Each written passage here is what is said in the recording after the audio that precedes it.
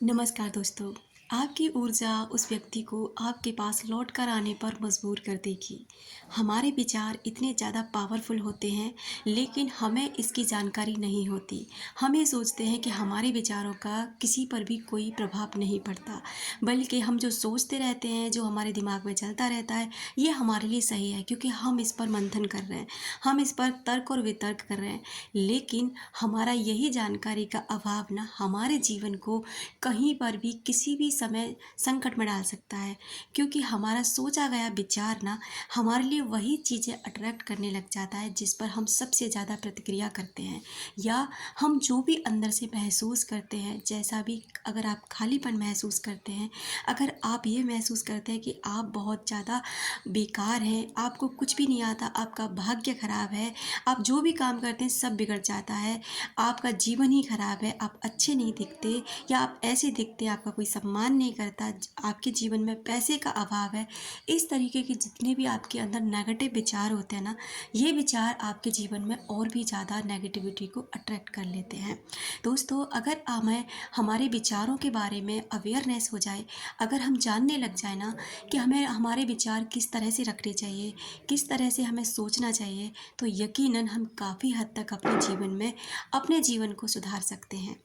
जब कोई व्यक्ति आपके जीवन से आपको छोड़कर जाता है, तो हम सबसे पहला काम क्या करते हैं? उसे रोकने की कोशिश करते हैं, उसे मनाने की कोशिश करते हैं, उसके सामने रोने लग जाते हैं, गिड़गिड़ाते हैं, तड़पते हैं, उसे ये एहसास दिलाते हैं कि तू हमारे जीवन से हमें छोड़कर मत जा, क्योंकि हम तेरे बिना कुछ भी नहीं है। हम तेरे बिना मर जाएंगे या फिर हम तेरे बिना जी नहीं पाएंगे।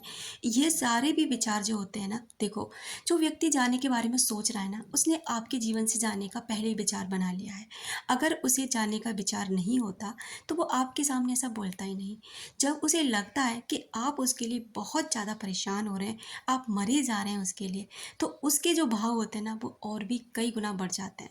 और फिर जो थोड़ा बहुत भी उसके अंदर विचार न जाने का होता है ना, वो और भी ज़्यादा प्रबल हो जाता है, क्योंकि हम इंसानों की एक सबसे बड़ी जो हमारे अंदर कमी है ना, वो ये है कि जो चीज़ें ना हमारे लिए हैं, जो हमारे पास अवेलेबल है, हमें उसकी कोई वैल्यू नहीं होती।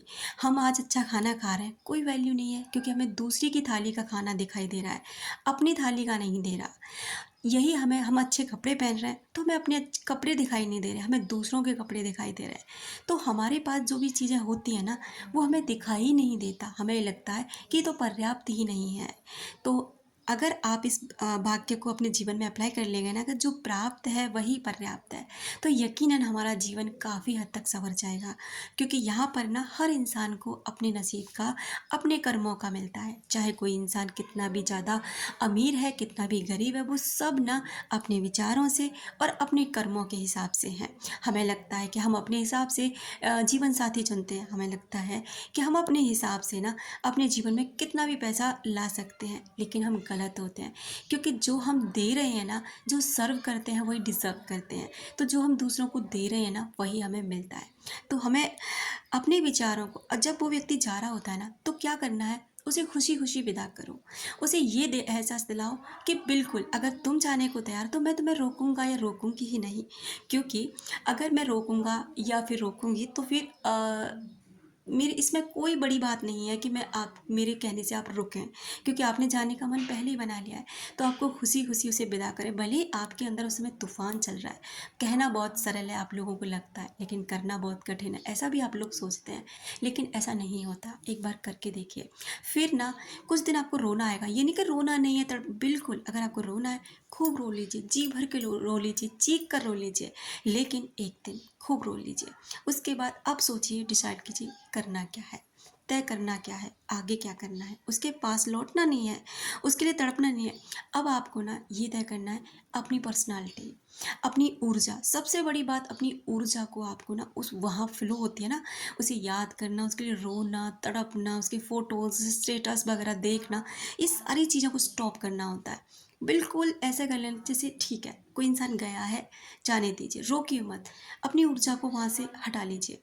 अब देखिए उस खालीपन को कैसे भरना है, फील कीजिए वो इंसान आज भी आपकी लाइफ में है, वो चला गया है, फिजिकली तौर पे चला गया है, यानी कि भौतिक वर्ल्ड में, यानी कि वो शरीर से बाहर चला गया है, लेकिन मेंटली रूप में वो अभी भी आपके साथ है। फील करिए आप उसके साथ हैं, आप खुश हैं। ये हर समय नहीं सोचना, रात को जब भी आप सोएं उस समय बस यही सोचिए वो आपके साथ है। आपकी उससे डेली बात होती है, आपकी और उसकी बातें बहुत अच्छे से होती हैं।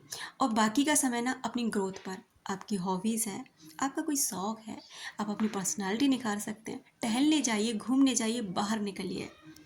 कहने का मतलब है अपनी ऊर्जा को ना बिल्कुल नेगेटिव और लो वाइब्रेशन में मत आने दीजिए, क्योंकि अगर आपने यहाँ पर अपनी ऊर्जा को संभाल लिया ना, तो यकीनन वो इंसान लौटने पर मजबूर होगा। क्योंकि जब आप शांत हो जाते हैं, कहीं से भी आपका कोई भी रिएक्ट उसे नहीं देखने को मिलता, तो वो फिर आपको तलाशता है कि आपने उसे याद क्यों नहीं किया, आप उसके लिए रोए क्यों नहीं, आप उसके लिए तड़पे क्यों नहीं, आप उसके लिए परेशान क्यों नहीं हुए, आप उसे चेज़ क्यों नहीं कर रहे, आप उससे बात करने की कोशिश क्यों नहीं कर रहे। और यही सारी चीज़ ना कुछ दिनों बाद उसे तोड़ कर रख देगी। उस व्यक्ति को ये एहसास दिलाएगी कि हाँ, उसने कुछ खोया। लेकिन इसको उसे एहसास दिलाने के लिए ना आपको भी मेहनत करनी है, खुद की पर्सनालिटी पर, खुद से प्यार करना। अब ये नहीं देखना कि उस व्यक्ति को वापस कैसे पाना है, बल्कि ये देखना है कि खुद को वापस कैसे पाना है, खुद को फिर से जोड़ना कैसे। हम लोग क्या करते हैं, शायरी सुनना, नेगेटिव सॉन्ग सुनना, सैड सॉन्ग सुनना, इसी को अपनी हॉबी, लेकिन हम गलत होते हैं। ये शौक हमें नहीं बनाने, बल्कि